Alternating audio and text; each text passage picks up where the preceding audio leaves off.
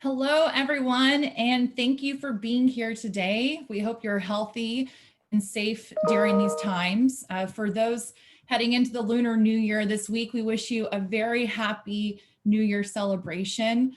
Joining us virtually on the UT Austin side of things, we have students, faculty, and staff out of the College of Natural Sciences, Education, Cockrell, Dell Medical, College of Fine Arts, and College of Liberal Arts, Pharmacy, and McCombs. A few friends zooming in from Georgia Institute of Technology, University of Pittsburgh, and University of Illinois. We want to start off with a few housekeeping rules. This is a live event. We'll be taking live Q&A throughout the conversation. The chat is open, so please be respectful in this space as you're asking questions throughout. All attendees will be muted and video turned off throughout the presentation. And as I said before, please post your questions in the chat throughout. We will call on you to get those answered.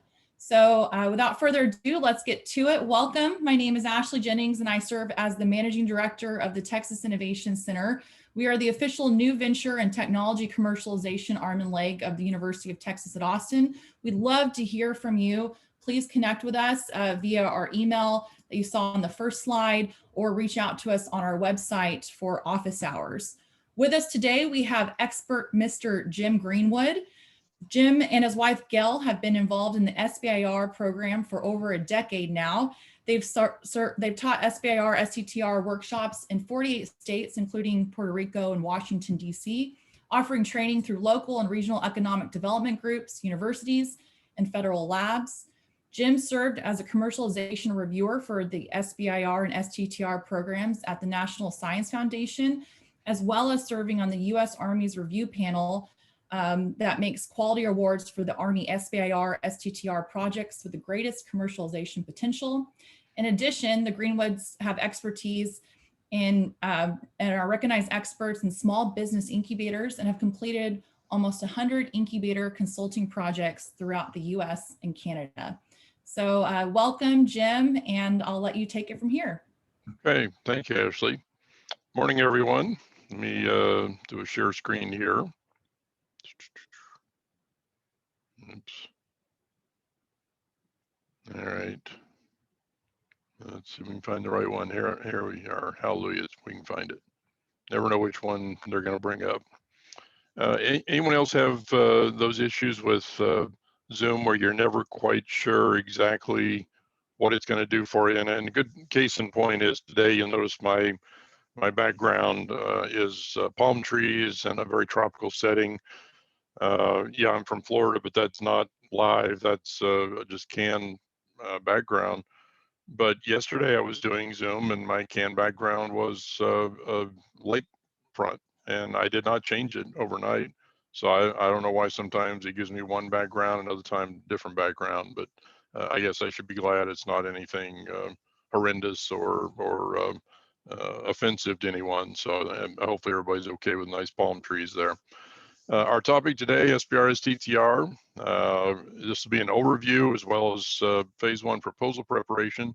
But I will warn you, we are a 2-hour session. So this is going to be a little like drinking from a fire hose, because ordinarily I would cover these subjects in the course of a full day. So we're going to be moving right along. It is a 2-hour webinar, and even though I need every minute I can for presentation, I also know that sitting through 2 hours of webinar nonstop is not a very polite thing to do. So we are going to take a 10-minute break about halfway through the session, give you a chance to get up, stretch your legs, get something to drink, check your email, and so on, and then we'll go back and finish up in the last portion of the hour. Also, if you are interested, there are in the materials, there are instructions for 3 different agencies: Department of Defense, National Institutes of Health, National Science Foundation. I've included all those instructions, but again, in the time that we have, there's no way I can cover all of them. But if there's one of those 3 agencies you are particularly interested in, and as time allows, would like to have us go through the instructions, please go ahead and vote informally just via the chat function. Just indicate which of those agencies would be of greatest interest to you. Again, Department of Defense, National Institutes of Health, or NSF. And as Ashley indicated, any questions that you have during the course of the webinar, please pop those into the chat function also, and she will be monitoring those and asking them those on your behalf during the course of the webinar. All right, so let's get rolling. SBIR, Small Business Innovation Research Program. This is a definition of SBIR in a nutshell. Small Business Innovation Research Program provides over $4 billion a year in non-recourse contracts and grants to small U.S.-owned companies to develop new products and services that are based on innovative, unproven concepts and technologies. Very dense definition, so let's pick it apart. First of all, over $4 billion a year. It wasn't more than about 6 weeks ago, I was using the number of $3.5 billion. This time last year, I was using the number $3 billion. So 4 is the latest number being put out by the Small Business Administration for the total amount of funding available through SBIR. And as you can tell, it's growing over time. So this is not huge when you talk about trillion-dollar federal deficits, but when you talk about money for small businesses, billions is a good number to be talking. It's the largest program of its type, certainly in the federal government. They make both non-recourse contracts and grants. Non-recourse simply means you don't repay the money, you don't give up equity. Any questions? All right, now those are two advantages of SBIR. You don't give up equity and you don't have to repay these things, okay? Now, some of them are contracts, some of them are grants. I will tell you that the vast majority of people that I talk to refer to the SBIR grant program. How do I get those SBIR grants? How good are those grants? Well, guys, actually less than half of these awards are grants. Most of them are actually contracts. And some agencies like the military, they're virtually all contracts. So realize it's both contracts and grants. You're thinking, who cares? Actually, there's a big difference between a contract and a grant. We'll cover that here in a few minutes. You got to be a small U.S.-owned company. Small, simple definition. Do you have 500 or fewer employees? You're in. That's small. That's the only thing that comes into the definition of small is the number of employees in your company. It has to be U.S. owned, but it's only simple majority U.S. ownership. So we could have up to 49% non-U.S. ownership, you know, somebody from Oklahoma or something like that, and you're still okay. You still qualify. So you just have to have simple majority ownership by U.S. citizens or permanent resident aliens. SBIR is to develop new products and services. And you go, well, I don't know everything about SBIR, but one thing I do know is it's an R&D program. It's not about products and services. What is Greenwood talking about? Well, you're confusing the ends and the means of SBIR. The end point of a successful SBIR project is you developing new products and services and offering them for sale in the marketplace. Or you could be improving existing products and services. But the point is commercialization. This is a program all about commercialization. Now, again, that's the end point. The means of getting there is R&D because you're working on innovative new ideas, new technologies, and that's where you're doing the R&D, and that's what you're doing with the SBIR funding is doing the R&D, but the outcome, the desirable outcome of a successful SBIR project is new products and services, or as I said, improvements to existing ones. And final bullet, those new products and services need to be based on innovative, unproven concepts and technologies. Two key words there. One is innovative. All right, it's right there in the name of the program, Small Business Innovation Research Program. So it's got to be innovative, got to have an innovative project. So what the heck does innovative mean? Well, come on, guys, you really think 11 different federal agencies in this government are going to agree on what innovative means? Some of them don't even have a definition, but they expect you to come up with an innovative project. So some of the agencies like National Institutes of Health, National Science Foundation will tell you very specifically. Department of Defense will give you a fairly broad definition. Others may give you no definition at all, but you have to be prepared to argue why is your project innovative, not standard, not run-of-the-mill, not straightforward, not obvious, but innovative. The other key word in that last bullet is unproven. And here's where people misunderstand SBIR and screw up their proposals a lot of times. You are to propose an idea that you don't know whether it's going to work. You are to propose a technology you do not know whether it's going to work, or you don't know whether it's going to work well enough to solve the problem, or it doesn't work well enough to be better than competing solutions. Unprovenness is a key to getting an SBIR. And why people don't understand that, I think they just don't delve that deeply into the program. And they're also used to writing the typical proposal, which tells the potential customer, we know how to do this. We're experts at this. We've done it before. We can do it with blindfolded and half asleep. We could do this. Well, in this case, you're going to have to write a proposal that basically says, we're not sure we can pull this off. We're not sure this is going to work. We're not sure we're going to be able to get the robustness or the precision that we need. So innovative and unproven concepts and technologies. Now, if that's SBIR, what the heck is this STTR thing? Well, there's lots of other differences we can talk about, but here's a key one. While SBIR allows you to subcontract some of the contractor grant to another entity, including a university, STTR, Small Business Technology Transfer Program, requires it. So again, SBIR allows you to subcontract, STTR mandates that you subcontract. And STTR mandates that you subcontract at least 30% of the research, and it mandates that 30% or more has to go to a nonprofit, typically a university, occasionally a federal laboratory if it's the right kind of federal lab, but some other kind of nonprofit entity. It has to be a nonprofit. So those are the basic key difference between SBIR and STTR. And an important note down there, you got a lot more agencies that have SBIR programs, 11 to be exact, versus only 5 of them have STTR programs. You're wondering which agencies? Hold that thought. I'm going to give you a pie chart here in a few minutes. It'll show that. Eligibility, again, for subcontractor, how much can you subcontract? SBIR, you can sub up to 1/3 in phase 1. But notice down STTR, as I said, you have to subcontract at least 30%, and you can actually sub up to 60% in STTR. So SBIR is more restrictive in your subcontracting. I guess the flip side of that would be to say that SBIR doesn't require subcontracting, gives you more flexibility from that standpoint, whereas STTR mandates that you subcontract. So it kind of depends on how you want to go about it. Do you want to do this by yourself, your own company, or in concert with a university or federal laboratory?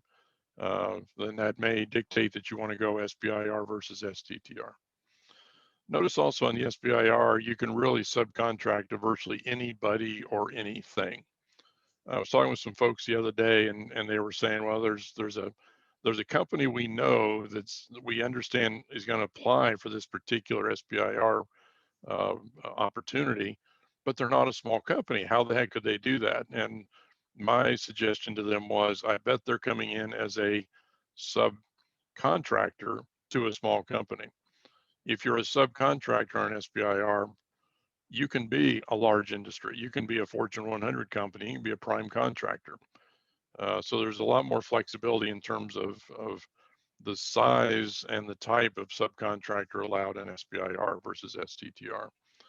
And you say, why would a prime contractor be interested in SBIR? Well, here's a good example. This is Lockheed Martin. You might have heard of that company before. They're very interested for a variety of reasons. One is they realize small companies can innovate much quicker than they themselves can. They also realize small companies can typically innovate much less expensively than they can. And quite bluntly, they realize that if they team with your small company and your project is a success, they can ride your coattails into that commercialization phase of the project and maybe make a lot of money being your subcontractor. 3 phases to SBIR. You probably have heard of phase 1, maybe phase 2. People don't always realize what phase 3 is. So let's talk about the 3 phases. Phase 1 is where you start in an SBIR STTR project. It is a limited amount of time and a limited amount of money to prove the feasibility of your idea. And by feasibility, we mean that unproven idea that you said you had as the basis for your proposal for SBIR, take that unproven idea and prove it. Prove it works. Prove it's as good as you think it is, maybe even better. Prove that it solves the problem, meets the need. That is what phase one is about, is prove your unproven idea works. And the buzzword in SBIR and STTR is feasibility. Prove the feasibility of your innovation. Limited amount of time, limited amount of money. So we're talking a few months, as little as 3 months, maybe up to 12. Dollar amounts, maybe as little as 25,000, maybe up to, I think NIH now is more like 265, 270 with the new information that's come out lately. But anyway, it's a limited amount of money. You can't do a lot with that amount of money and that amount of time.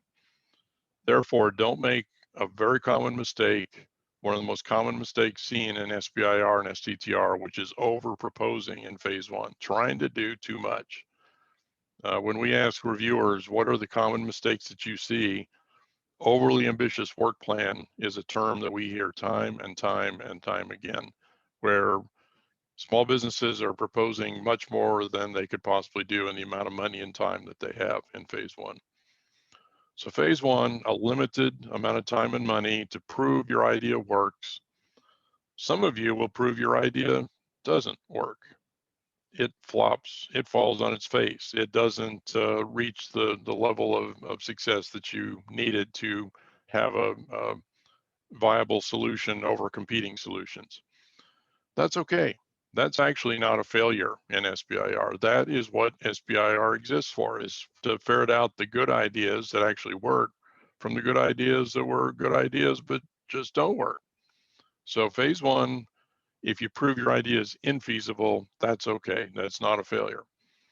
However, bad news is you're also done with that project. You can't go on because you've just proven it doesn't work. Hopefully that doesn't happen to you. Hopefully your idea does prove to be feasible, in which case you apply for, and with a little bit of luck, receive a phase two. What is phase two? Well, you'll hear it defined as the main R&D activity or the principal R&D activity. Think of it as doing the R&D that you wish you could have done in phase one, but didn't have the time or money to do. It's sometimes defined as the prototyping phase, but don't get too hung up on that, because some of you will need to prototype in phase one to prove feasibility. Some of you may find you don't need to do a prototype in any of the phases. So don't feel constrained to creating and testing prototypes in phase two. Phase two, more time, more money. We're now talking millions of dollars, not tens or hundreds of thousands of dollars. And we're talking years, not months. So phase two can be up to, in round numbers, about 1.7, 1.8 million for up to 2 years of time frame. Another way to think of this, phase one, a few people working part-time for a few months. Phase two, we could have full-time people, a team of people working literally for years on the project. So that's phase one, limited proof of the feasibility or that your idea works. Phase two, do the R&D activity that you needed to do to really flesh out your idea and fully develop it. Phase three then is take it to the marketplace, sell it to somebody. Maybe you license it to someone else who actually is selling it to customers, or maybe you are actually producing it and selling it yourself. Or maybe you're using it in a service that you're now offering based on the technology that you developed. Important to phase three, though, no SBIR funds available at this point. So the $4 billion we were talking about a while ago, it all goes into phase ones and phase twos. None of it goes into phase threes. So how do you fund phase three? Well, that's where you go to friends, family, and fools. Remember the F cube, friends, family, fools, most common source of funding for small companies. That might be where you go to the angel investor, the venture capitalist. That might be where you turn to every source that you're right now maybe beating the bushes for.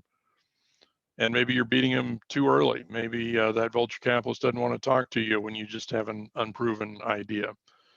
They're more likely to talk to you in phase three, because phase one and phase two, using the federal government's money, has taken technical risk away from the project, or at least a lot of the technical risk away from the project.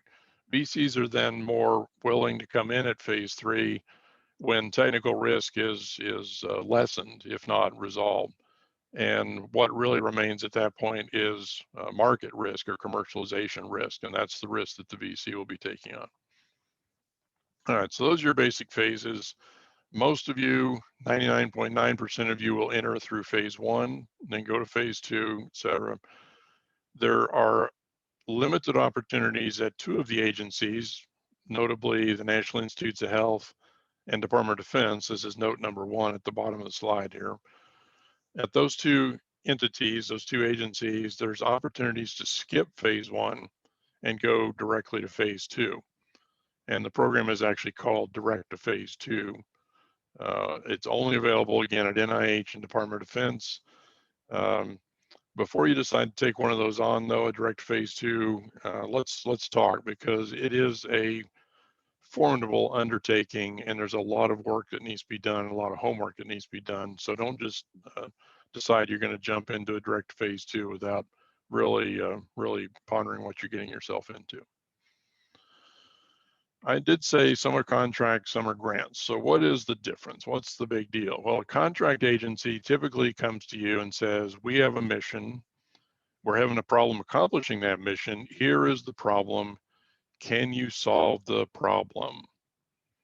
And what they're looking for in your SBIR proposal is a solution to their problem, okay? It's all about their problem. You need to be focused on their problem. What is their problem? How can we solve their problem? It's all about the problem. Susan Nichols, I think, had a great quote on that. Focus on what we ask for, not what you think we need. So don't come to, in this case, the military saying, hey, I got something I think you really need. No, the military will come to you and say, here's the problem. Here's what we're not able to do. Here's what is jeopardizing the warfighter's life. Here's what is jeopardizing the mission. Can you solve it? And you come to SBIR at the military, NASA, other contract agencies with a solution to their problem, okay? All about the problem. That's contract agency. How's a grant agency different? Grant agencies don't have problems. They just have money. Money for what? For good ideas. Got any? So you go to National Institutes of Health and NIH says, well, we're interested in funding good ideas related to medicine and human health. Got any? Now, do you see the difference between contract and grant? Contract, it's all about the problem. They tell you the problem, you solve the problem. Don't bother to submit a proposal unless you got a viable solution to their problem. Grant agency, propose a good idea. Propose something that they will think is a good idea and want to fund. So radically different between how the contract agencies use SBIR and the way grant agencies use SBIR and STTR. I should generalize to both there. Again, you're wondering, okay, so who's the contract agency? Who's the grant agency? You mentioned the military, NASA, some of these other agencies. Again, I'm going to show you here momentarily, like right now, the difference in terms of the contract versus the grant agency. A lot of information packed into this little slide here. Let's start with the pie chart, left side. Just the size of the slice gives you an idea of who the big players and the small players are in SBIR STTR. And you can see the slice is darn near half of the whole pizza there is Department of Defense. DoD by itself is almost half of the entire SBIR STTR program. So unless you just don't want to deal with the military, I would recommend you never rule the DoD out as a candidate for your SBIR project. They are so large with so much money, with so many problems that are so far reaching, you might just find that they have a problem or a need that fits in with what you want to work on in terms of your innovation. So DoD is the, as I say, the 800-pound gorilla in the room. If they're the 800-pound, then I would give Department of Health Human Services / National Institutes of Health, they're what, about a 450 or 500-pound gorilla. They're predominantly National Institutes of Health. It does include Center for Disease Control and Food and Drug Administration, but the vast majority of the money at DHHS is National Institutes of Health, and therefore I just refer to it, that component, as NIH. So after DOD, after NIH, then you got Department of Energy, National Science Foundation, and NASA, all having about the same size slices of the pie there, as you can see. And all others, meaning the other 6 agencies, are tucked into that series of really thin little slices there at about, 1 o'clock in your pie chart. Kind of looks like that piece of cheesecake you got at the fancy restaurant last time, right? Had a big strawberry next to it and had some little fancy drizzle on it with strawberry juice, and the actual piece of cheesecake, you could see through it. And that's kind of the size of some of these agencies' SBIR programs. You look down on the right side, which gives you dollar amounts with the various agencies. Poor old EPA is down there at the bottom. They're the smallest with a $4.2 million annual SBIR budget. Now that you know that SBIRs are up to $250,000 and phase 2s are up to 1.7 million, you can see how little a $4 million program is at EPA. Now, the other thing to be seen here is the color tells you, is it a grant agency? Is it a contract agency? DOD, colored in blue, it is a contract agency. Therefore, when you deal with the military, with one very notable exception we're going to talk about at the Air Force and their AFWERX program, everything else at DOD is going to be, here is the problem, solve the problem, we want a solution to the problem. Our 450-pound gorilla then at National Institutes of Health is almost entirely grants. Turns out they have a little STTR, a little contract program at NIH, but 95% of the money is going to be grant. DOE is grant, NSF is grant, NASA is contract. On the right side, again, by color, if it's green, it's a grant. If it's blue, it's a contract agency. And if you do the math real quickly, you will discover that actually the majority of the SBIR, STTR budget is in contracts, not grants. So the majority of SBIR funding, STTR funding, is for problem solving as opposed to getting great ideas funded. Yes, okay. Oh, and again, the bottom 6 agencies down here do not have STTR programs. It's only the big 5. So the big 5, as you're looking at the pie chart, military, NIH, Department of Energy, National Science Foundation, and NASA, they have SBIR and STTR programs.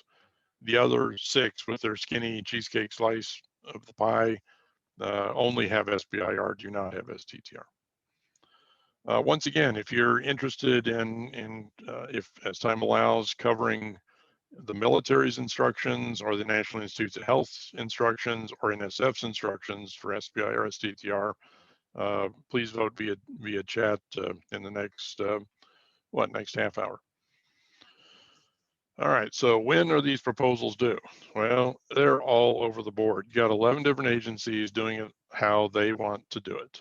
So the top one up there, USDA, Department of Agriculture, they come out one time a year, middle of August, with a due date in the middle of October.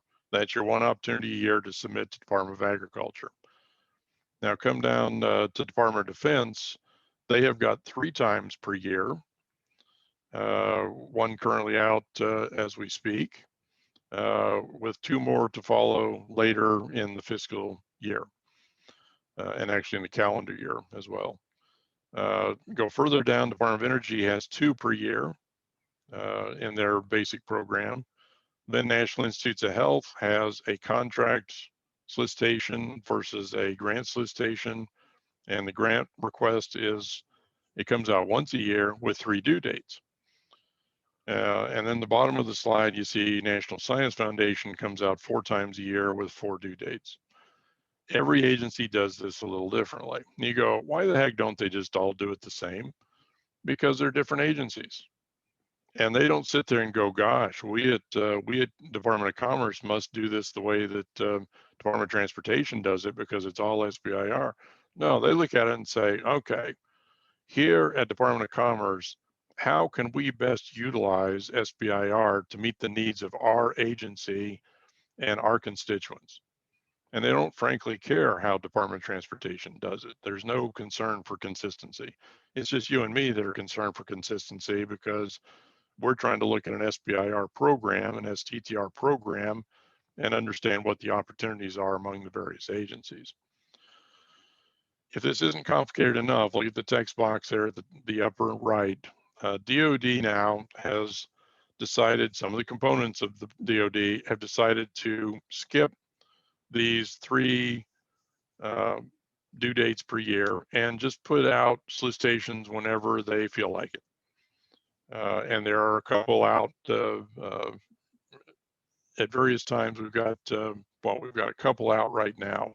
DARPA and Army are out right now with an out-of-cycle solicitation.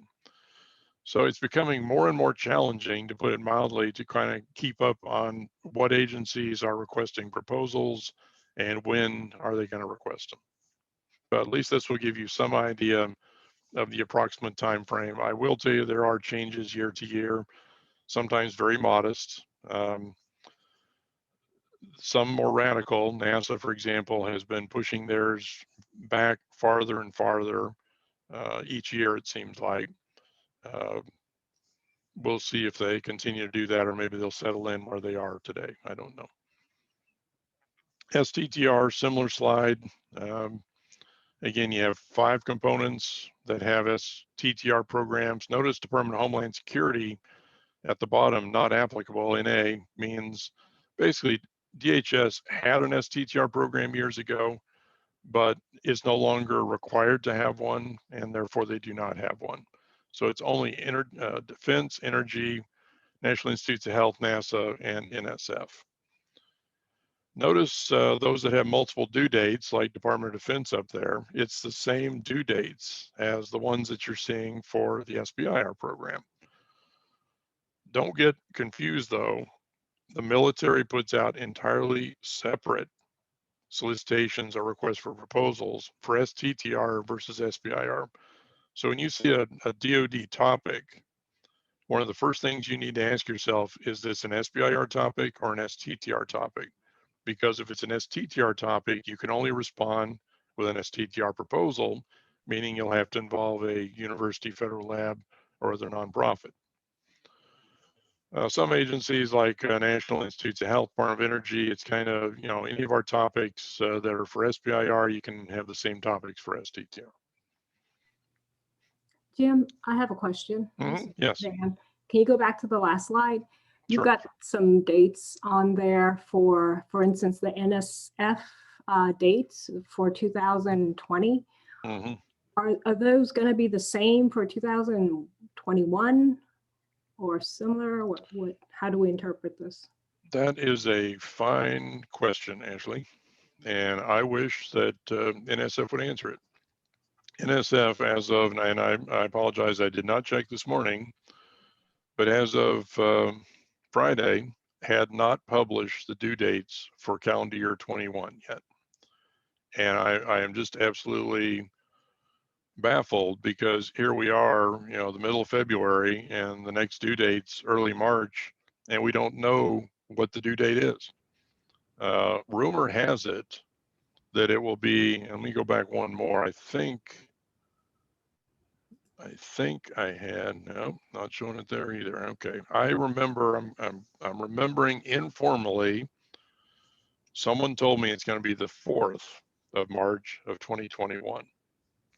But NSF has not gotten off the dime to announce the date. So approximately the dates you're seeing here are approximately the dates I understand they're going to have this year, but approximately doesn't help you if the due date is the 4th and you send your proposal in on the 5th. So I am assured that NSF just any day now is going to issue their solicitation with the new dates on it, but I've been hearing that since before the holidays. So I'm I'm a little bit more than flustered at this point.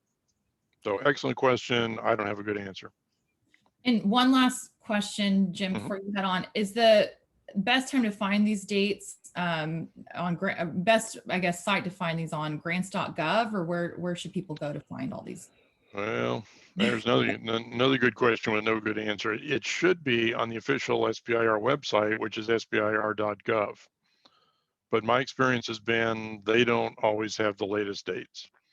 Grants.gov, the difficulty is, given the name of the website, grants.gov, it only tracks the grant agencies, doesn't track the contract agencies.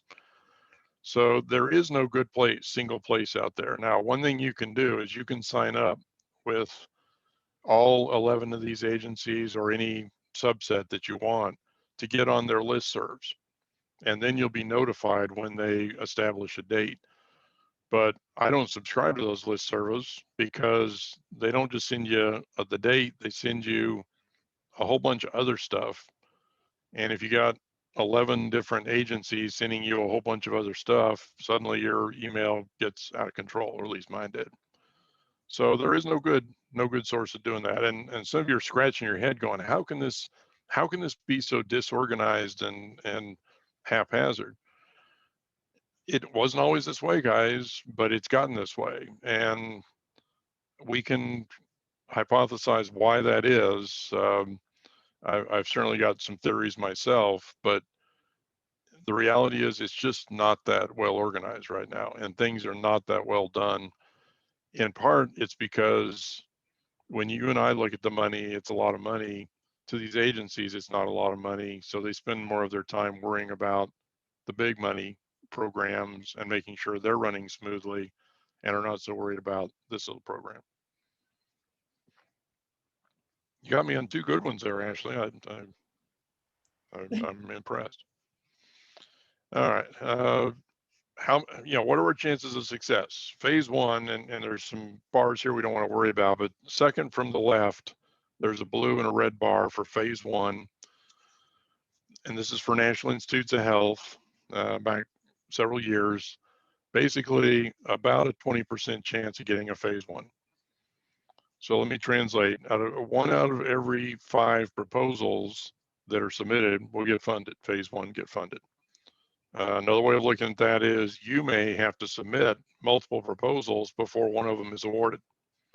So don't go into SBIR, STTR under the assumption that all you got to do is write a proposal, hit send, and a check is going to show up in the mail.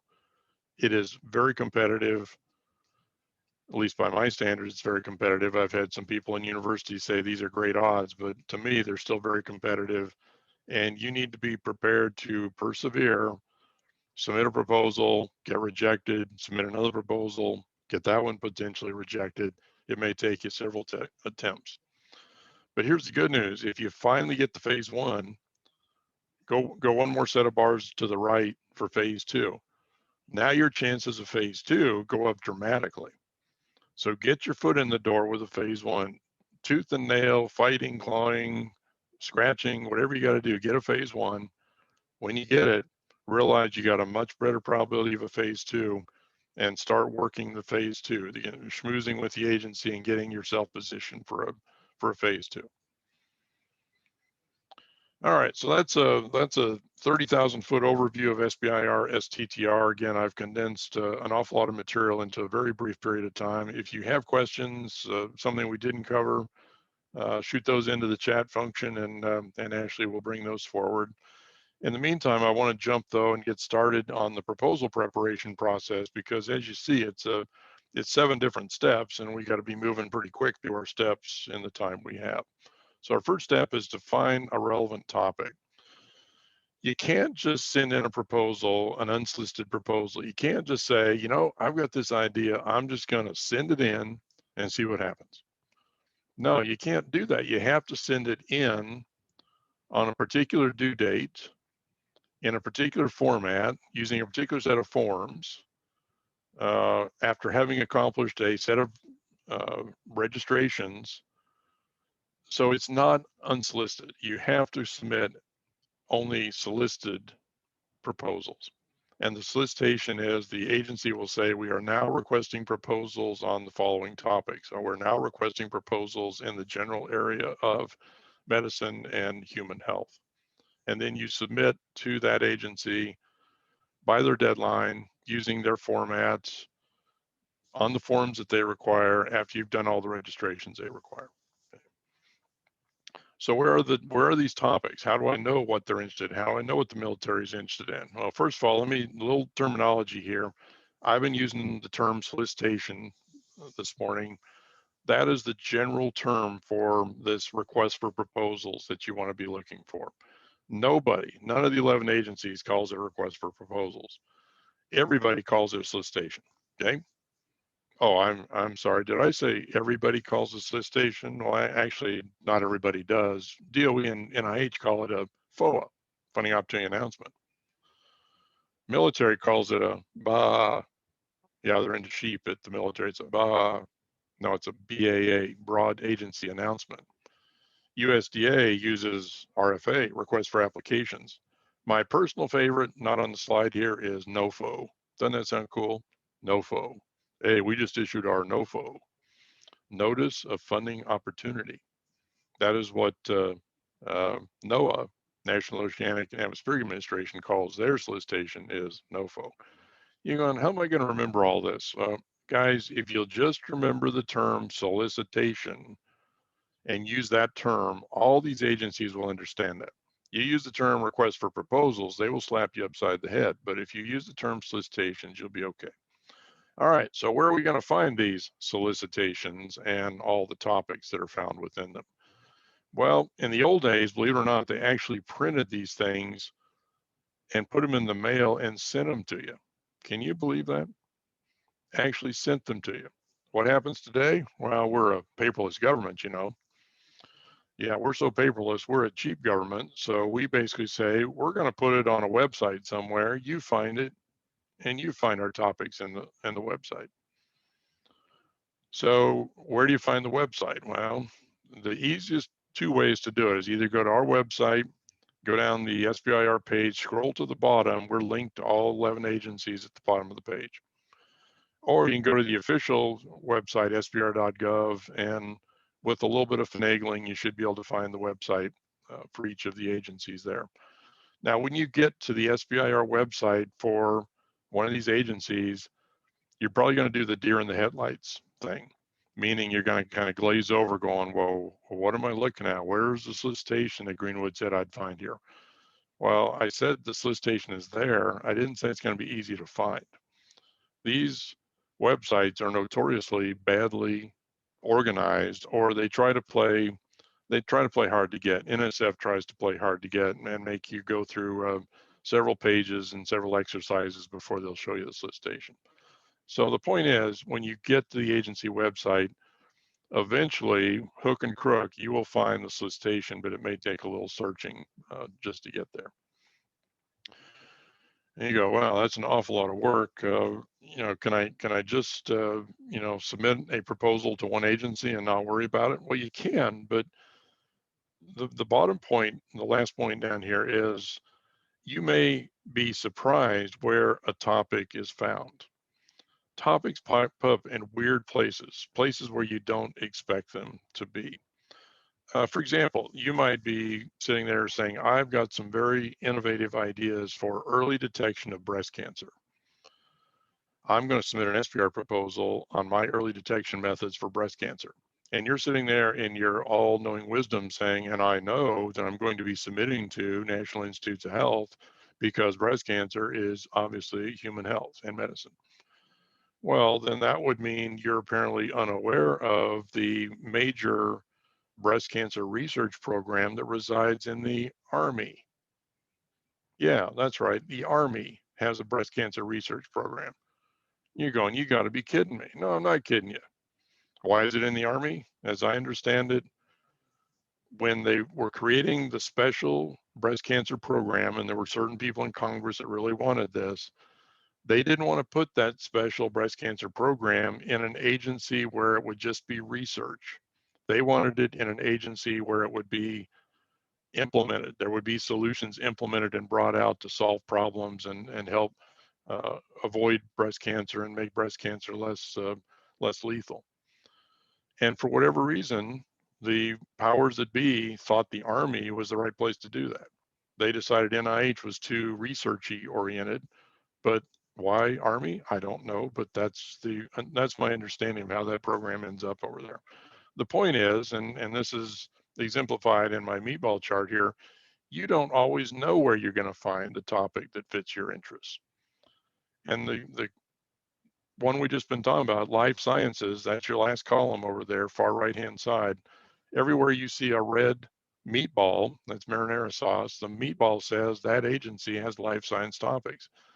Look at that. Every one of the 11 agencies participating in SBIR and all 5 participating in STTR have life science topics. So if you were to restrict yourself to NIH, you would be ignoring and potentially missing opportunities at up to 10 other agencies. All right, so how do you find these topics at weird places like breast cancer and Army? Well, you go to the official website, which is SBIR.gov, I mentioned a while ago, and you click on funding, and that takes you to a menu that says, what kind of topic would you like to search on? Do you want to search for topics that are open, future, or closed? So we're going to search on open topics, and the search engine there is kind of upper middle of this slide above the light yellow box, and it's basically saying, what do you want to search for? And that day and time, I said, I want to search for nuclear. I want to know what topics are nuclear related. So I typed in nuclear, I hit search, and what I got was a whopping 4 hits. And I'm going, wow, that's not a lot, but I guess there's something at least. And what I'm seeing is they're in medicine. So it's like, wait a minute. So nuclear, like nuclear medicine, or like dealing with radiation poisoning or something, or, where's the military? I wanted to see the military nuclear topics. And I knew when I was doing this search, I knew that the military was actively requesting proposals in SBIR STTR. So scratching my head wondering, why is this? Well, come back, hold that thought. We're going to come back to it here in a minute. Well, actually, this kind of points to it. It says there are no nuclear topics at the Department of Defense when I know they actually are requesting proposals, and there are hundreds of topics out there. Do you really think the word nuclear is not going to show up in any of 100 or 200 or 300 DoD topics? Seems kind of unlikely, doesn't it? Again, hold that thought and I'll explain what happened. What happened was, and this again is just a variation of what I just said, what happened was, and the discrepancy is, SBIR.gov, this official search engine, is run by Small Business Administration, SBA, tiny, tiny little speck of an agency. And they are to go to the Department of Defense, huge agency, and say, DOD, would you please upload your topics into our search engine? And DOD says, yeah, okay, kid, don't bug me. And week goes by and SBA comes back and says, DOD, as I requested, would you be so kind as to upload your topics, please, into our search engine? And again, DOD says, I'm busy, kid. And the point is, there is no way for SBA to force any of these agencies to upload their topics. And the military often does not upload their topics into the official search engine.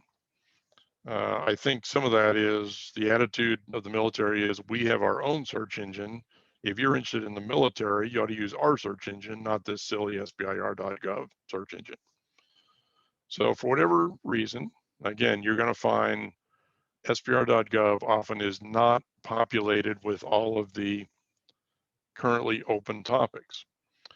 So what do? Well, you can go to some of these other search engines then. This would be the DoD search engine. And again, I've given you the URL up here, and it's under DSIP. This is the innovation portal for the military.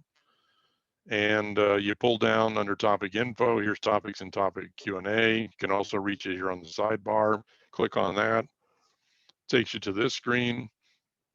Notice you're asked, do you want to look for currently open topics or those that were in the past? I clicked on active, and again, it says, so what do you want to search for? So that day I said, I want to search for missile. I want to know how many topics there are out there with missile in them.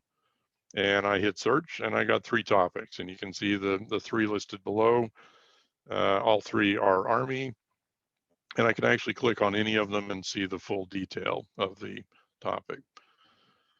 You can do more filters and actually search on some additional capability, although this search engine still is quite limited in my opinion.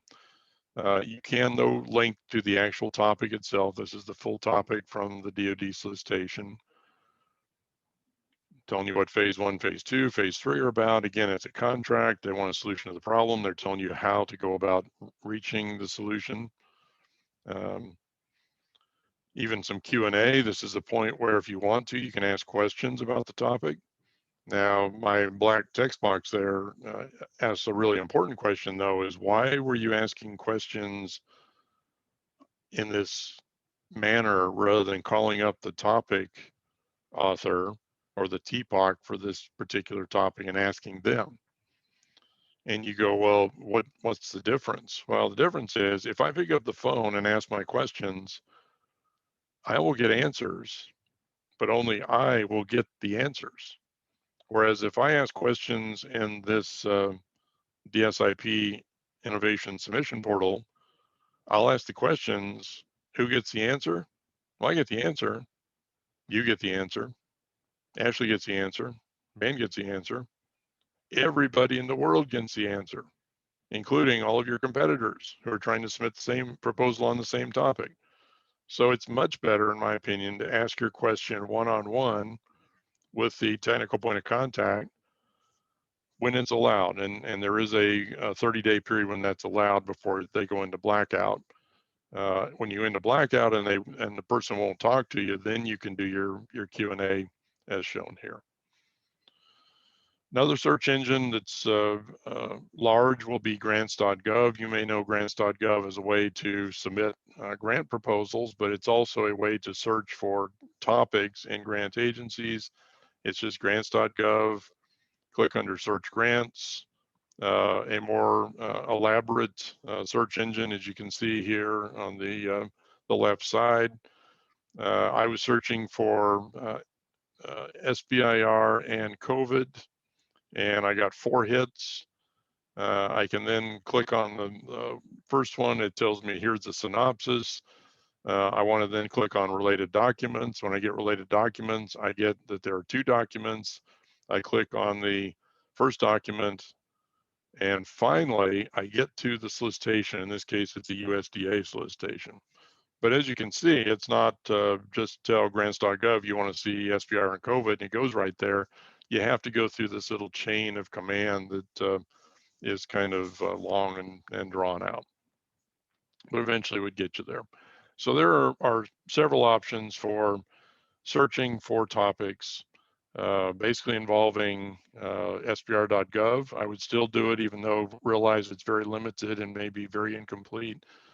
You could do the militaries at the DSIP submission portal site, and grants.gov would cover all of the agencies that you saw on the pie chart, which are shaded in green. It will not cover the contract agencies, but at least would cover the grant agencies. Let me take a couple of minutes and start talking on this issue because I want to make sure we're not falling behind here. But the second thing, once you find a topic, the second thing is talk to the agency about that topic. We're already addressing this when we were talking about Q&A with the military topics. Talk to the agency. You go, well, why would I want to do that? Well, first of all, you're going to learn more when you talk to them than what is just printed in the solicitation. Solicitation is generally very edited, vanilla version of the problem discussion and the topic interest. You talk to them, you get more flavor, you get more color than that. Second reason, talk to them. You get off the phone after talking to them and you hang it up and you go, what a bunch of buffoons, what a bunch of idiots. I cannot believe taxpayer dollars are spent on these idiots. Well, that's good to know that before you write the proposal, because why would you want to write a proposal to a bunch of idiot buffoons that, then you're going to get an award and you're going to have to work with the idiot buffoons. You don't want to do that. So it's a good thing you found that out. Go find another agency that is more of your liking.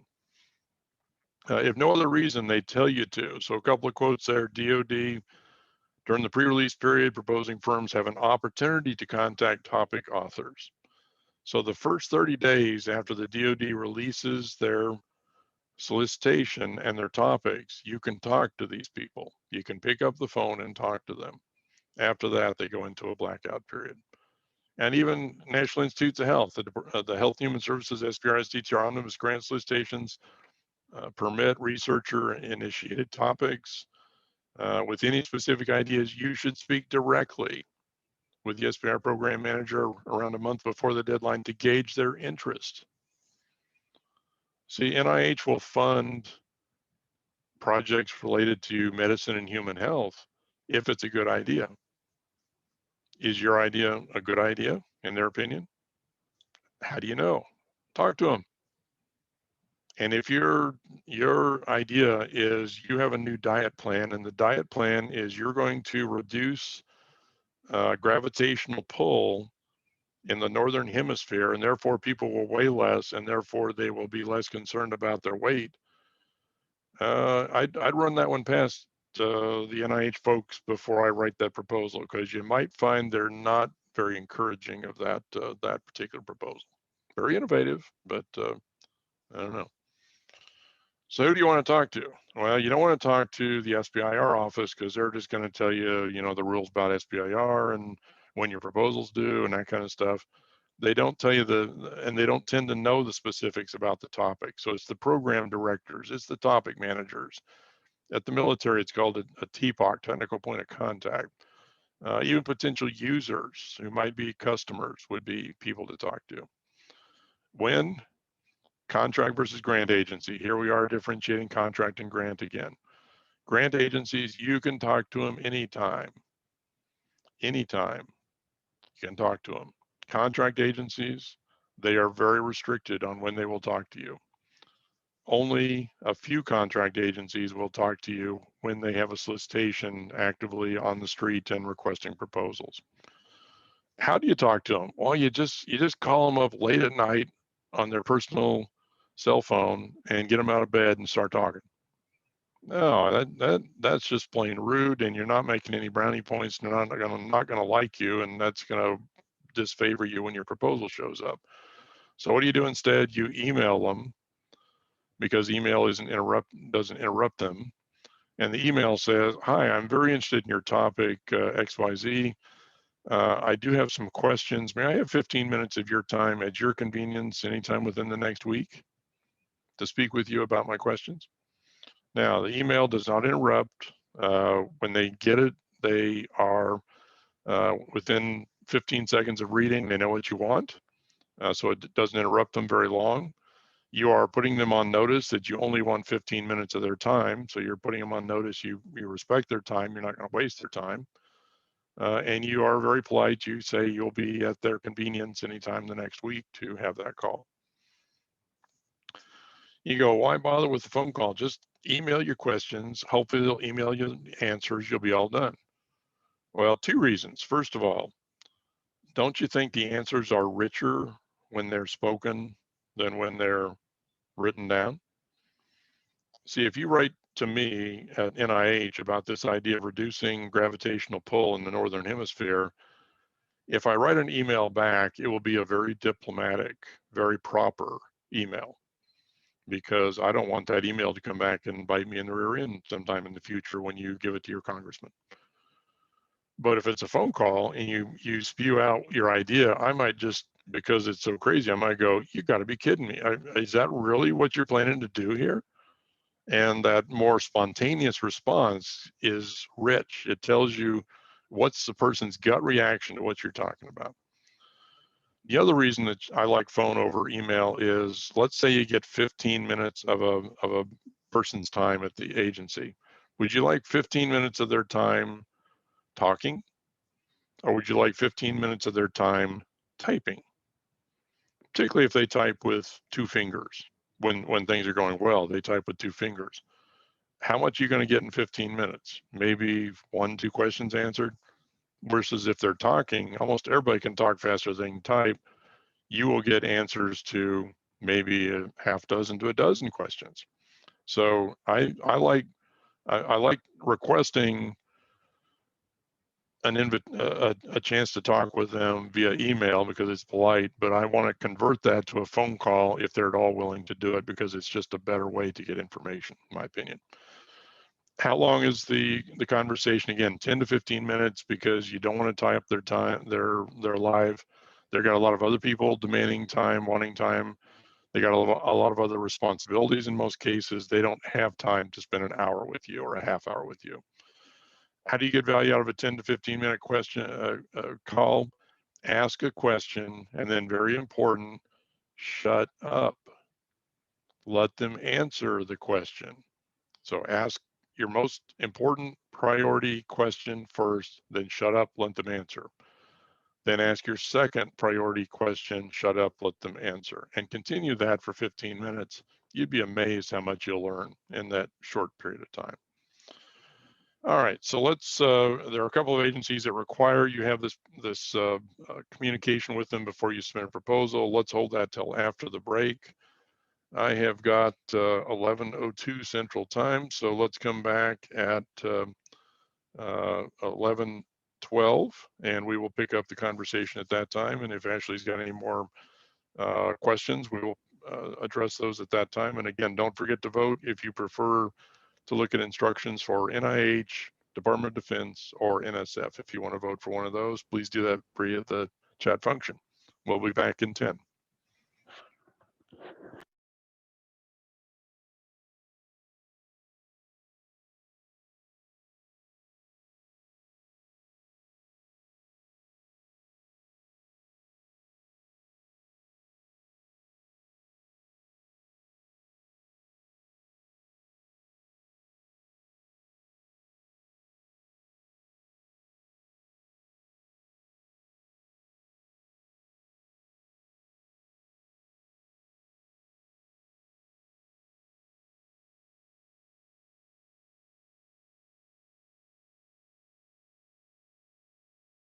All right. Come back to my share screen here. Make sure you get the right slide. There we go. All right. So, Ashley, how's our voting going? Any idea what agency looks like we're going to be talking about in our instructions? It's going well. I think DOD is pulling out in front right now, with NS closely behind. Okay. All right. Well, let's go ahead and cut off the voting now. We'll plan on addressing DOD. Now, all 3 agencies, you do have the instructions, annotated instructions in this package. We'll talk more about that when we get there. But so don't feel we're going to go off in a direction that's not relevant. We're just going to focus on DOD for a few minutes when we get there. We're talking about the agencies that you can talk to in advance. These are 2 agencies you have to talk to in advance. Department of Energy, you have to request a, you have to submit a letter of intent, basically indicating you intend to submit a proposal. And if you don't do that, then you can't submit a full proposal. National Science Foundation is now doing something called a project pitch, where you have to send them an executive summary, if you will, of your proposed project, and they then respond back whether they think that meets their criteria, and if so, you're invited to submit a proposal. If they don't like it, then you're not invited, and you have to revise and resubmit the project pitch. So it could take a while before you can actually get the proposal into NSF. We'll talk more about that here in a few minutes. Yep. Okay. Now my slides are. There we go. Need to know your agency. No 2 agencies are alike. DOD, and this is even within the DOD agency, it is getting more and more radical in how each component of the military is handling their SBIR, STTR programs. Talk a little bit more about why that is, but this slide, and it's an old slide, but I'm just trying to make the point. Notice up there, Army between the base and a phase 1 option, you're at what, 167 looks like. Navy, you're at 240,000, and Air Force, you're at 150. So there's Army, Navy, Air Force with 3 radical differences in terms of how many or how much money you can get from them. Then the duration, here's a couple of them with options. 6 month option, 6 month base with a 4 month option, 6 months with a 3 month option, you know, just all over the board. And it's gotten worse. And very important, this last bullet that I've got up on the screen, topics at the military are not repeated. Topics at the military are not repeated. So when you see a topic that fits what you want to do, and it is the perfect topic for you, consider it a one-time opportunity to submit a proposal on that topic. They don't repeat them. They don't repeat them at the military. Had a company last week that contacted me and said, boy, this perfect topic at Navy for us. It's just got our name written on it. And I said, well, you better pull out all the stops and get a proposal in. You better get working hard, because you got to do all the registrations. You got to do all this other stuff. You got some work to do, and haven't heard a thing from them. So I don't know whether they decided it was just too much to try to take it on, or whether they have just decided not to involve me in the project. Hard to say at this point.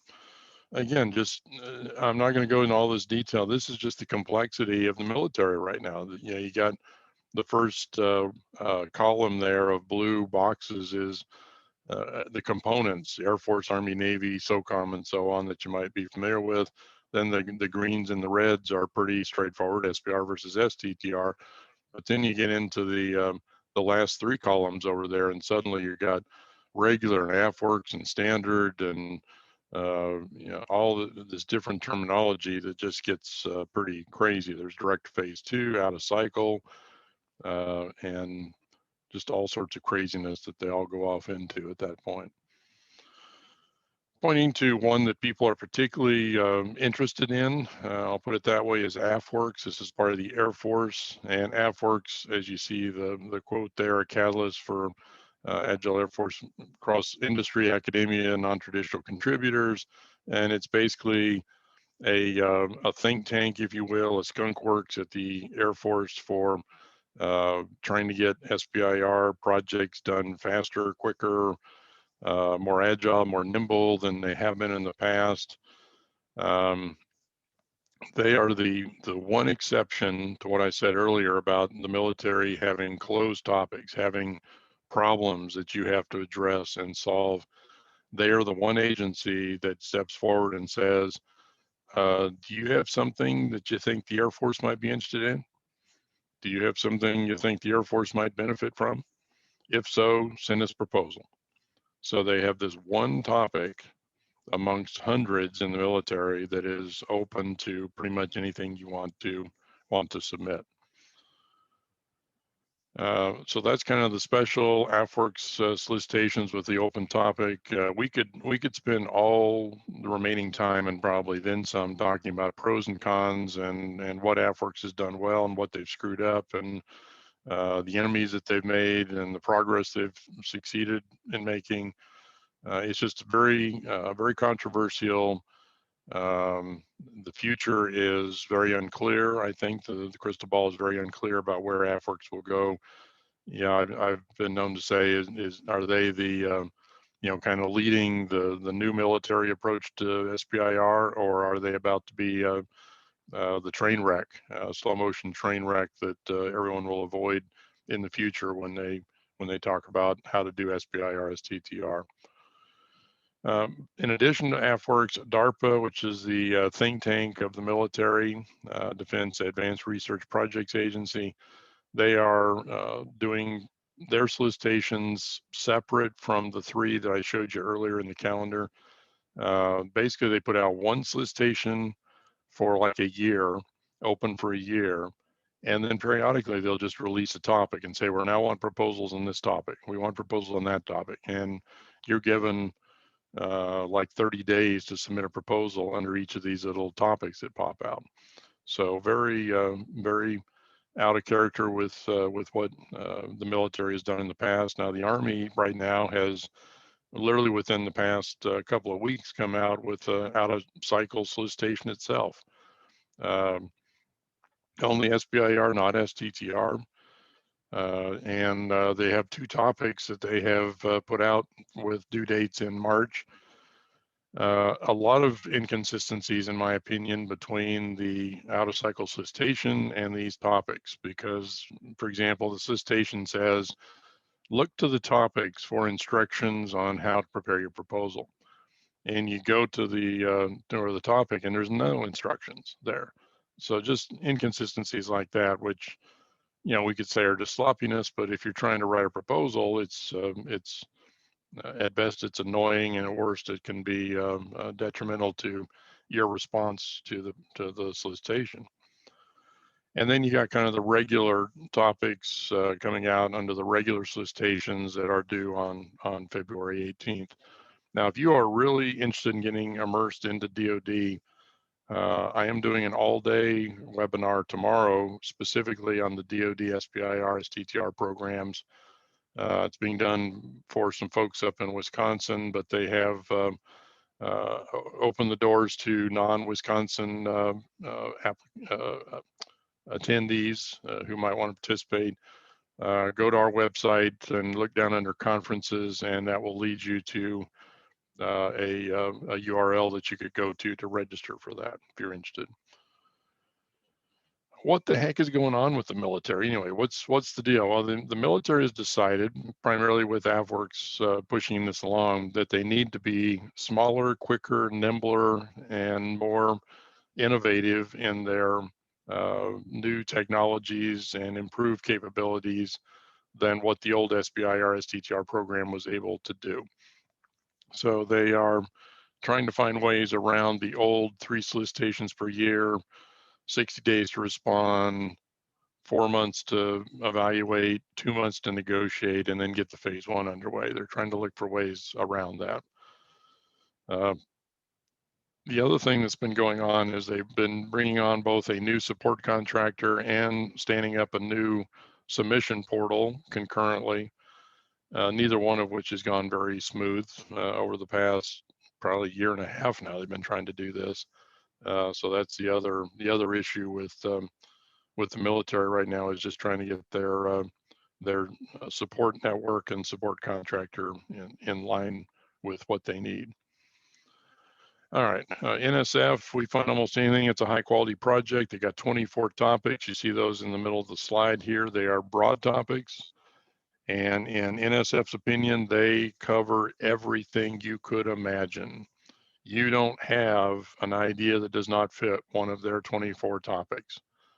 Now that sounds pretty arrogant, but look in the first column about 2/3 of the way down, other topics. See, they've got 23 broad topics like space and chemical technologies and robotics, but then the 24th is other. So if you don't fit in one of the 23 broad topics, then they catch you in under other. So chances are you're going to fit one of their 24 topics.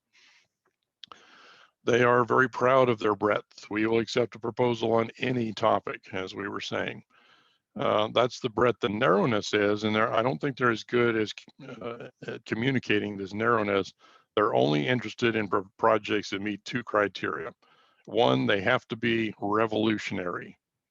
And that's the term that NSF uses, revolutionary with high technical risk. So they don't want improvements to existing technology. They want whole new technology.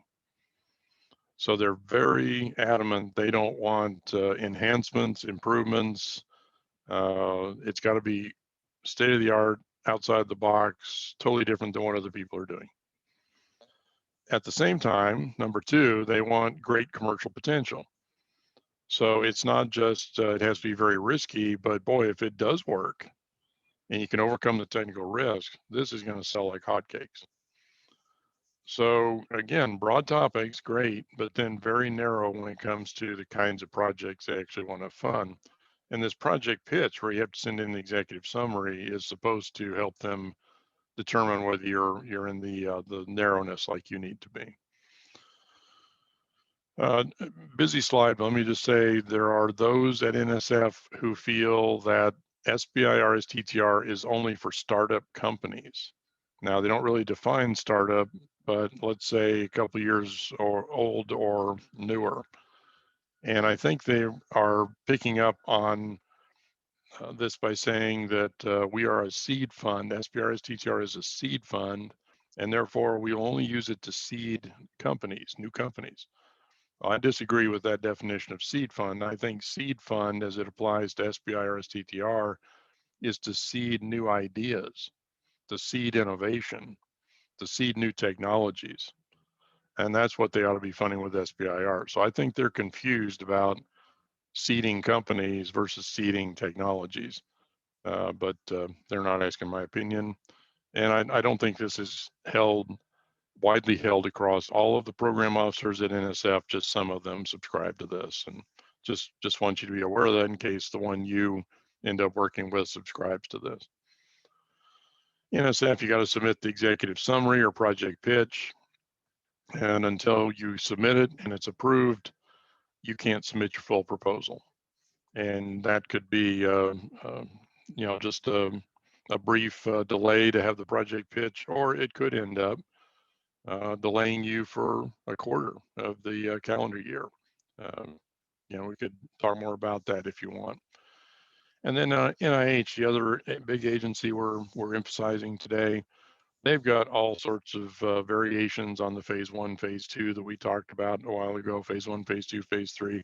They've got a fast track where you actually combine your phase 1 and phase 2 proposals together. They have a direct to phase 2 where you skip phase 1, go straight to phase 2. A lot of different flavors of NIH proposals. NIH, and again, we're talking NIH grants here, which is 95% of their awards versus the 5% that are contracts.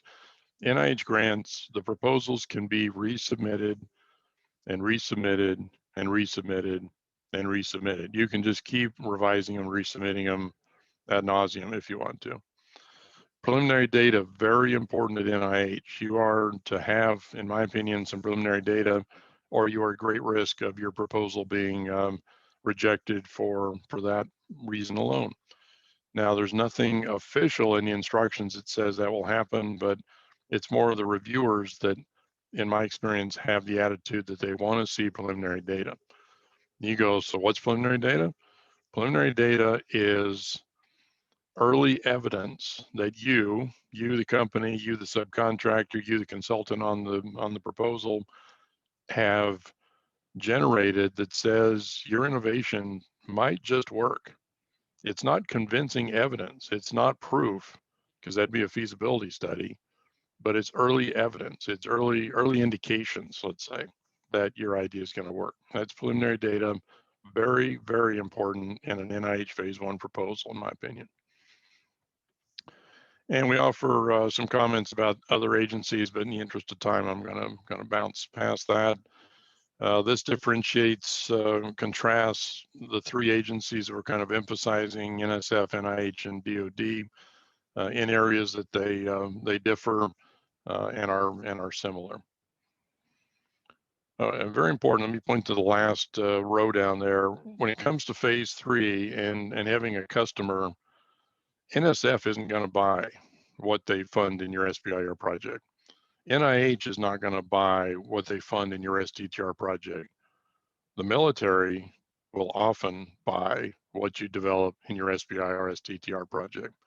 So DoD has a problem. You solve the problem in phase 1, phase 2. They want to be your customer in phase 3. But NIH and NSF do not want to be customers. And let's just say more generally, rule of thumb, grant agencies versus contract agencies. Grant agencies don't want to be customers. Contract agencies more likely will be customers. How do you understand the differences? One thing is just getting a hold of this solicitation and starting to read through it and read other agencies' solicitations to see how they differ. When your agency comes out with a new solicitation, the next funding cycle, take a look at that, see how it's changed. And it's just going to, over time, you get better at it over time. It's kind of like kind of like skiing or figure skating. You're going to get better over time. All right, so we found a topic. We've talked with the agency. We've got some encouragement. Now we got to get registered on our submission portal, or we're not going to be able to submit our proposal. So you got to get registered, and you want to do this fairly early on because it can take some time to get it in place. Grant agencies have to have you registered on grants.gov. The one exception being National Science Foundation, NSF, which uses research.gov rather than grants.gov. But every other grant agency, you're going to have to register on grants.gov. Grants.gov is not an easy electronic submission system. It's been around, what, maybe 8 years now. It's advanced from being horrible when they first brought it out to being just plain bad. So we're making progress, but it's far from being a good system. Multiple registrations. Be prepared for multiple registrations. You're going to be surprised how many registrations you have to do. And I'm showing you the examples here for NIH, NSF, and DoD. NIH, count them, guys, 6 different registrations. Start with the employer identification number. Maybe you've already got one. Dun & Bradstreet, maybe you've got that DNB number. Are you registered on SAM? If not, you're going to have to get registered. You have to get registered on grants.gov, as we said. You need to register on something called ERA Commons, which is how NIH is able to download your proposal into their system. And finally, you have to register on the SBIR.gov website. NSF only 5 registrations. And the military, really cutting back, only 4 registrations. And again, you're going, why so many stupid registrations? Because it's just required. It's, you know, don't try to rationalize it. Don't try to understand it. Just that's the system. It sucks, but it's the system. You have to use it. It's the golden rule. They've got the gold. They're making the rules. You got to get registered on all these places. Do it in advance, as far in advance as possible. SAM is particularly problematic in getting done in a timely manner. So I've got a client right now trying to submit to Department of Energy. Proposals are due 2 weeks from yesterday, and he is not yet registered on SAM, and I am really worried whether he's going to get approved by SAM and get registered within that 2-week time period. I'm very worried about that. So, you know, you're thinking about NIH for April. Now is the time to get registered on SAM. You're thinking about NSF anytime in the future, get registered on SAM. Get it done. And this is just an additional layer that DoD has added on that you now need to be registered not only on their submission portal, but you also have to register on something called login.gov and then kind of affiliate your military registration with this login registration. Just more fun. All right. So get registered. Now we got a draft proposal. Got to write this thing, right? So what goes into it? Well, some typical sections you're going to see: significance. Why is this a big deal? Why is it important? Innovation. Again, small business innovation research program. What's innovative about this project? Tell us about your team. What qualifications do they have? What are the objectives for your phase 1 effort? Also referred to as aims if we're talking National Institutes of Health. And then approach or research plan or work plan. Each agency calls it something different, but it's the step-by-step or task-by-task process that you intend to prove the feasibility, prove that your idea works in phase 1. So that's typical. Atypical, some agencies really put a lot of emphasis on commercialization, like National Science Foundation will on phase 1. Other agencies like National Institutes of Health put very little attention on commercialization in phase 1. You kind of assume you're going to send in your proposal and it's just immediately going to go to a group of reviewers who are going to evaluate its technical merits, right? Well, you would be misunderstanding how the federal government does this. It doesn't go immediately to a group of reviewers. It goes to the rules police. First step for your proposal is the rules police. Who are the rules police? Well, their job is to police your proposal to see whether it follows the rules or not. Look at this proposal. Our rule says margins must be 1 inch. This proposal appears to have only 7/8 inch margins. You know what we do with that? Put those in the circular file. Oh, and look at this one over here. This one is done in some strange font. I don't know what font this is, but it's not one of the 3 fonts that our rules allow. Take that proposal and put it in that same circular file, the trash can. And they just go through and nitpick your proposal to see if you follow the rules. They don't care, and it's not their job to care about whether your idea is any good, whether you got a great team or not, whether it's a great commercial potential or not. Their job is to see whether you follow the rules, and if you don't follow the rules, set your proposal aside and not have it evaluated for its technical merits. That would be pre-screened.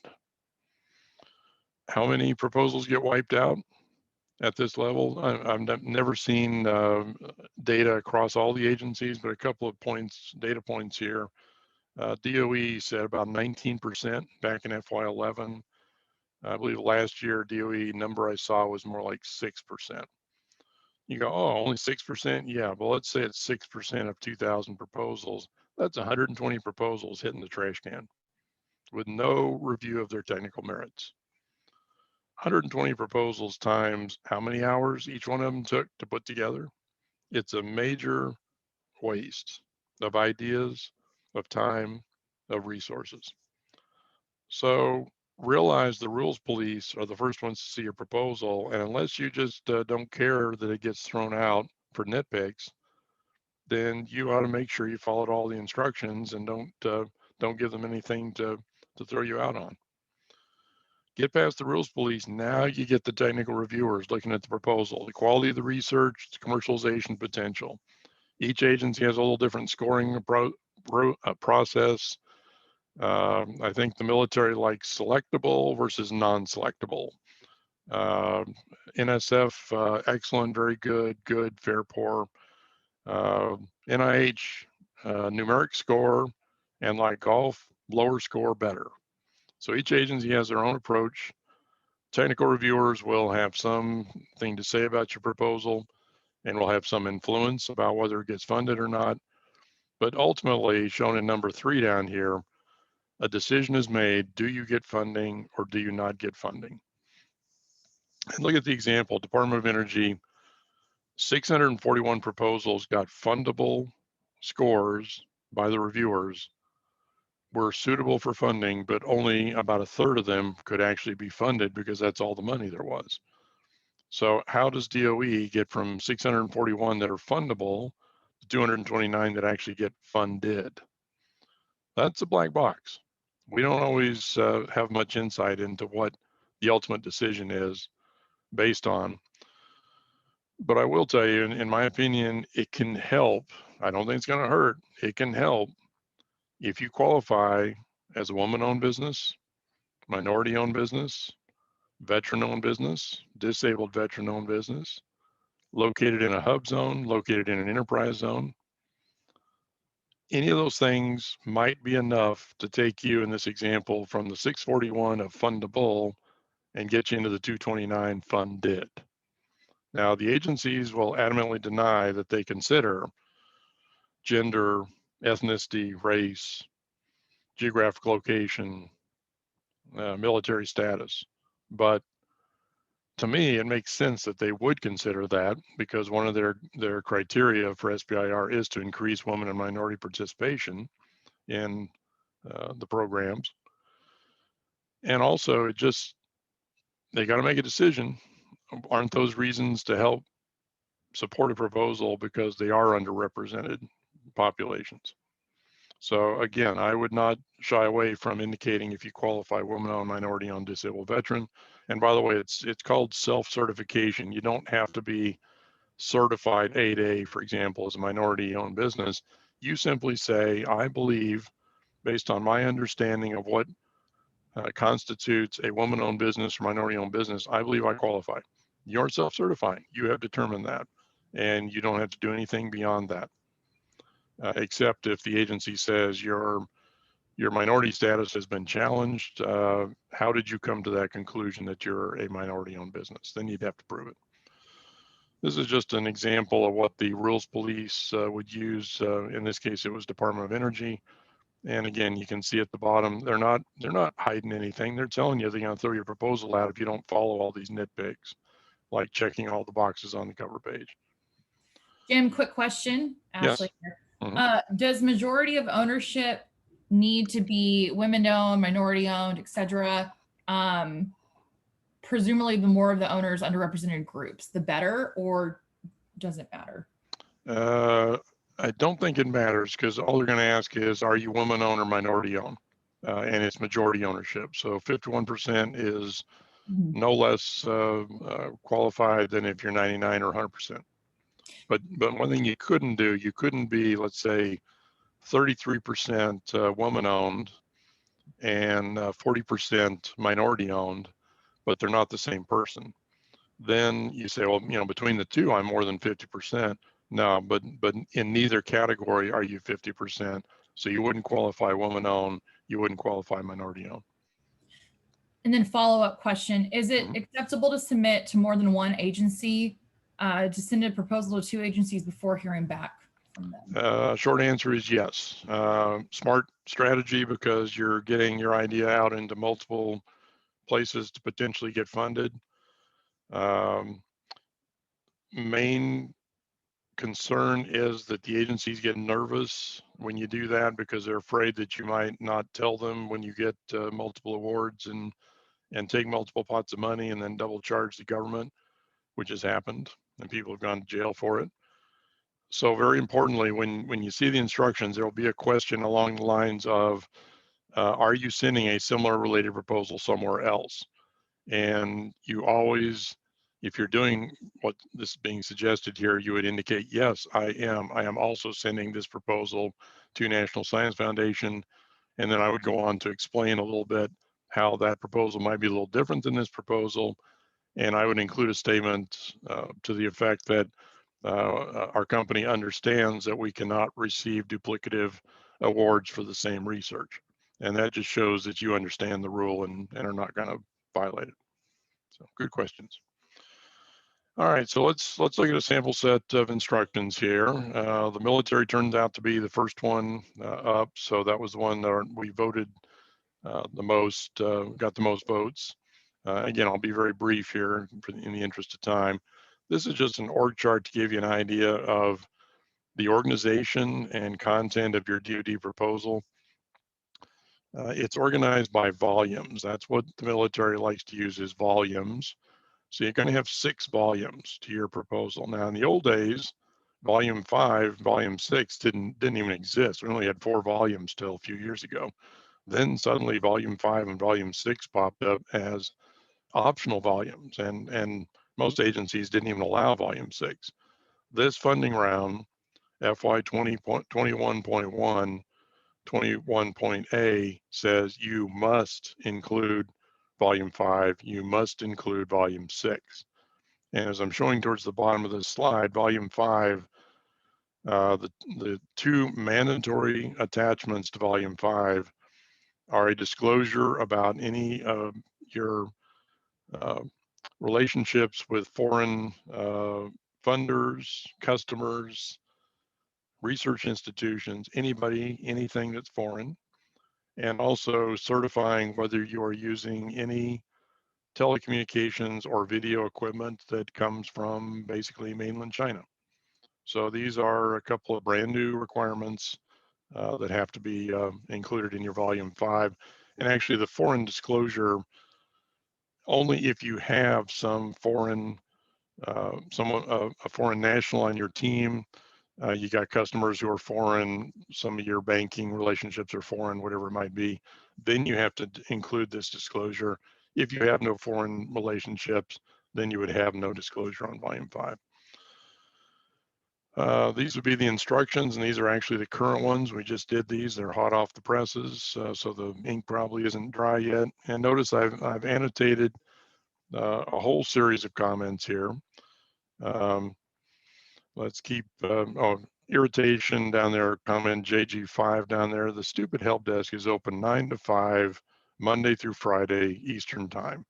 You know, new new support contractor, and I don't think they're doing a very good job supporting the applicant with 9 to 5, Monday through Friday help desk, but it doesn't get any better. All right, so top of this page, comment JG7, volume 1. Remember the DoD proposal organized in volumes. Volume 1 is a cover sheet, name, address, phone number. This is where they're going to ask you some of the questions about, do you employ any foreign nationals? Do you have any foreign funding? Do you have any foreign customers? They also want a 200-word abstract. I would fill out or start filling out this form first, because when you fill out this form, it assigns a proposal number to your proposal that then gets pre-populated on the other volumes if you do this volume first. So start with this volume. Even if you're not ready to answer all the foreign questions, even if you're not ready to upload an abstract, I would still fill out the basic volume 1 cover sheet just to get it a number assigned to this proposal and get that pre-populated on the other volumes. But that's volume 1, okay? So comment JG13 down there, technical volume number 2. This is the heart of the proposal. It is the technical and commercialization heart of the proposal. So here's where you want to focus your time and attention. Here comment JG16, here's the content in the volume 2. And very important, JG17 comment, technical volume should cover the following items in the order given below. Hello, folks. So you are to include a total of, how many we got here? 11 parts in volume 2. And they should be in this order: ID and significance, technical objective, statement of work, etc. And I would even recommend that they be called exactly what these are called in the instructions. So the first section should be called identification significance, the problem or opportunity. Second section should be called phase 1 technical objectives. So don't monkey around with the format. Don't leave sections out. Don't add more sections in. Use the 11 sections that they have requested and put them, as they say, in the order below. You go, what if I don't? Well, did I mention the rules, police? You know, you're risking that to happen. Okay, JG 18, identification significance of your problem or opportunity. In your own words, what is the military's problem? Don't just copy and paste what the solicitation says the problem is. Put it in your words. Show the reviewer that you understand it. And actually show yourself that you understand it, because if you can't write it in your own words, then you really don't understand the problem, and how can you be writing this proposal? Section 2, technical objectives. Notice plural objectives. Don't give us an overall objective of phase 1. No, there should be multiple objectives. Typically in a phase 1, 2 to 4 objectives would be appropriate. Technical objectives, so milestones, if you will, that you will accomplish as you go through the work. Section 3, the statement of work. This is the work plan. This is describing how you're going to do the work. It's all the tasks, who on the team is doing the work, how much time is it going to take, when's it being done during the phase 1 project. It's the detail to show you know what the heck you're doing here. See JG 25 towards the bottom of the page, related work. Show that you're qualified by prior work that you have done. And also in this section, you are to tell them about your understanding and knowledge of state of the art, what others may be doing. Number 5, bottom of the page, JG 26, real simple. What's your vision of phase 2 if phase 1 proves feasible? Number 6, commercialization strategy. Now, most people, and this is comment JG 28 up there, most people read that and say, oh, they're asking me, how am I going to put this technology out into products and services in the private sector? And you start describing that.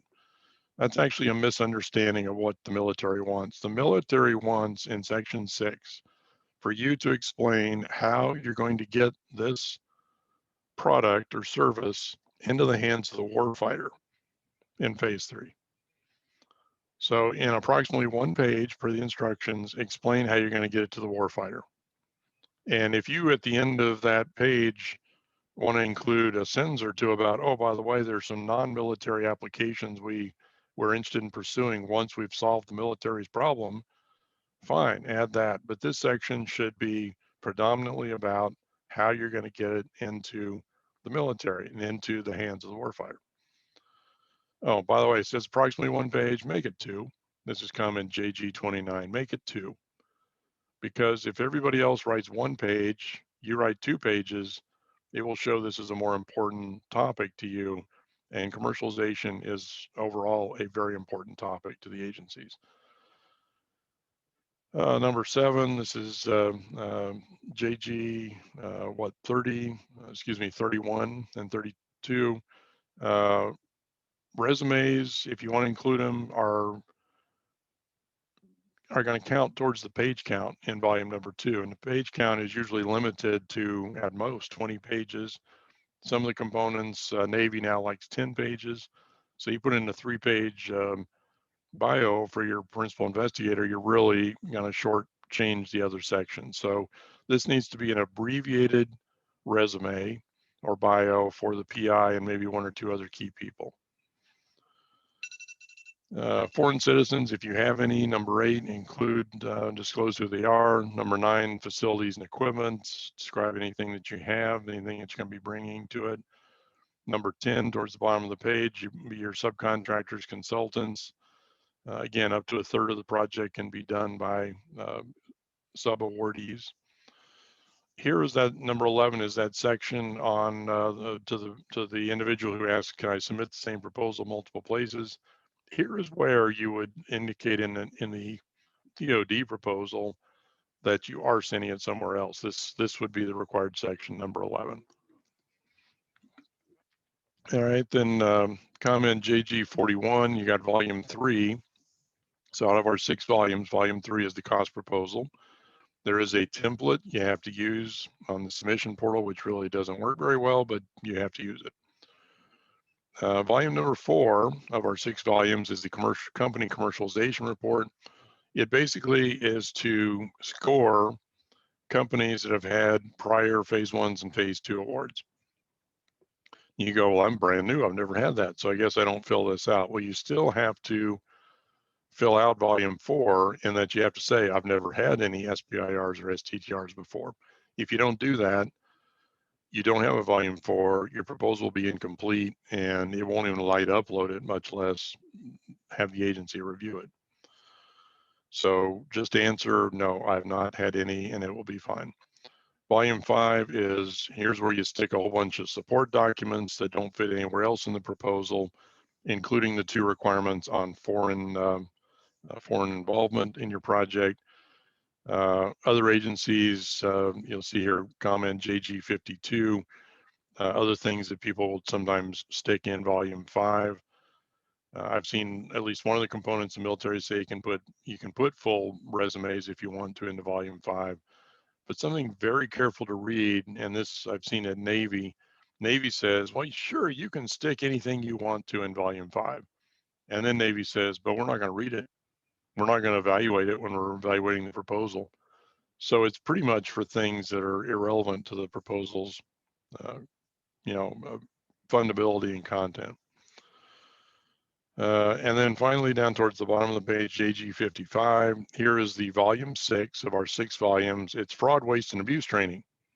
So you have to go online and learn how to conduct fraud, waste, and abuse. Isn't that kind of what it sounds like? And it's actually supposed to be how to avoid fraud, waste, and abuse, but they just call it fraud, waste, and abuse training. It's an online tutorial. It will tell you what fraud, waste, and abuse is. It'll tell you why it's bad. It'll tell you what the penalties are for doing it. And you have to go through that every year so that the DoD is sure that you are aware of fraud, waste, and abuse and aren't going to do it. Just to close out the DoD instructions, these are the general DoD instructions. Some components have their own instructions, which may supplement these, or in some cases, just completely replace them. So be prepared for that. Navy has their own, Air Force has their own, and I think the Army out of cycle has their own.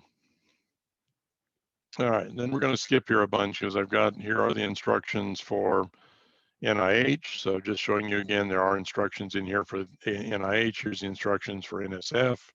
So all this is here with all sorts of annotations. And NSF goes on and on and on. So 92 annotations with the NSF there. All right.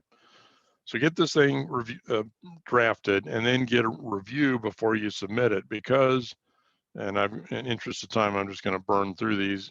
You're going to have errors in your proposal that you need to get cleaned up before you submit it. Asses, this last example in here, I see a lot of asses in proposals.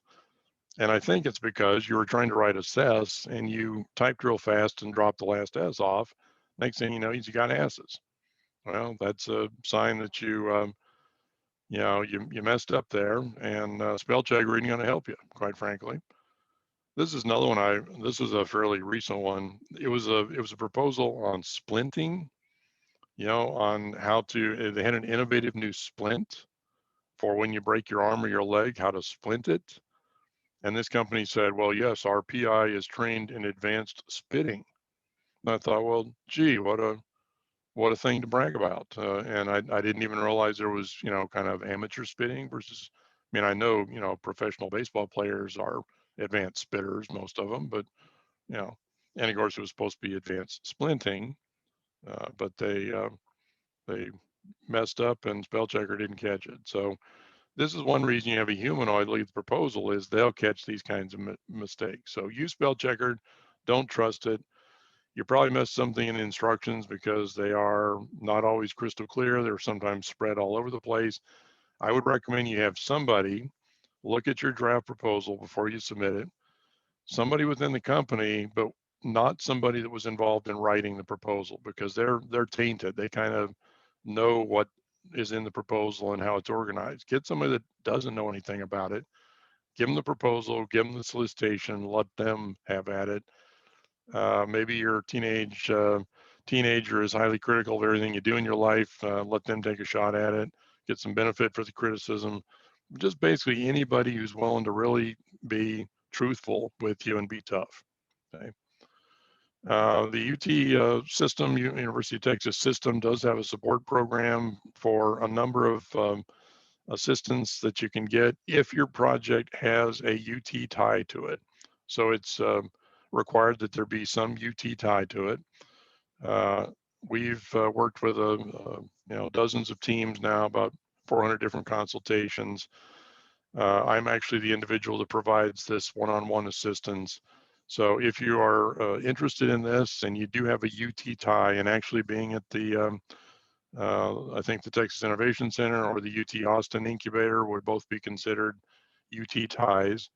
Let me know, and I can tell you more about that opportunity to get some one-on-one assistance.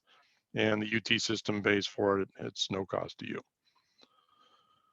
And I don't write proposals. Number one, you don't want me writing your proposal because I'm not going to understand the technology as well as you do. And number two, I don't write them because you need to learn how to do this. You shouldn't be dependent on me. You need to learn how to do it. Okay? All right, submit 5 days before the deadline. Why? Because, people think electronic submission means send it in at the last second. That's very dangerous because the pipeline can become clogged. The one at DOD did several years ago and actually crashed. They had to reopen the deadline for several days because of that. Things will go wrong. There'll be some inconsistency between a couple of your registrations, or there'll be some box that you didn't check on some odd page in grants.gov or what have you. Just do it, in my opinion, start uploading 5 days before the deadline. If everything goes well, that's great. And if you want to make some refinements, most of the agencies, you can still modify and update your proposal right up to the due date, but at least you'd have a version of it in there 5 days in advance. Finally, the debrief after the winners are announced. This is a really nice feature of SBIR STTR, where basically the program says if you will write one of these proposals and submit it, you are owed one of two things. You are owed either an award, which of course is what we're all here for, trying to get. But if you don't get an award, you're entitled to feedback And that feedback is referred to as a debrief. And the debrief is basically, here are the strengths and weaknesses of your proposal in the eyes of the reviewer. Purpose is to improve your chances to succeed in SBIR. You learn from your mistakes. The other reason for the debrief is if there's an opportunity to resubmit, this gives you some inkling of whether a resubmission is advisable or not. If the debrief comes back saying this is the most idiotic, stupid, insane, crazy, off the wall, childish, immature, bizarre piece of garbage I have ever seen in my life, and you're going, I wonder if I ought to resubmit, I would say that's probably telling you don't bother. But most debriefs, quite frankly, say, well, it's a pretty good proposal, but it disappointed me that. Or this is a good proposal, it would have been even stronger if. And you look at those comments and you go, well, I could do that. I mean, sure, I could add that capability to my team, or we could do we could do a little bigger sample size or something. Great, revise it, resubmit it, and increase your chances of getting an award by now having a proposal that meets more the needs of or expectations of the reviewer. And I've got some comments from DoD reviewers here. Again, interest of time, I won't go through them. And by the way, I do know that mistake is misspelled. It's a mistake. See, that's I'll have 3 people send me an email. Jim, did you know you had a typo there on that slide? And similar comments here for NSF. Now, very important. Number 2, don't promise to do too much or solve too many problems. Don't overpropose. NIH, number 7, overly ambitious work plan. You're trying to do too much. So remember, that's a very common mistake, is trying to overdo it. And finally, if you're trying to find sample proposals, the DoD one is pretty bad. The last one that they had is pretty bad. NSF, there are no current versions of the NSF proposals out there. There's some old ones, but they're out of date, irrelevant. The best ones are at NIH. If you go to the NIH SBIR website, you'll find them, or you can Google NIH SBIR sample proposals, and that'll bring them up also. There's like 7 or 8 of them, I think. With that, Ashley, let me turn it back to you to see if we have any last minute questions here.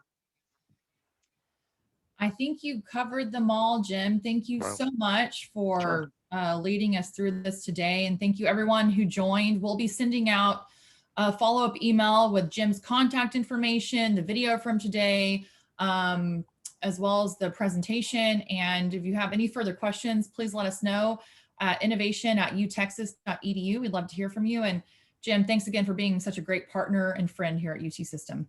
Thank you, Ashley. My pleasure, and enjoyed it. And thanks for the invitation. Everybody, stay safe, go forth and propose. Bye, everyone.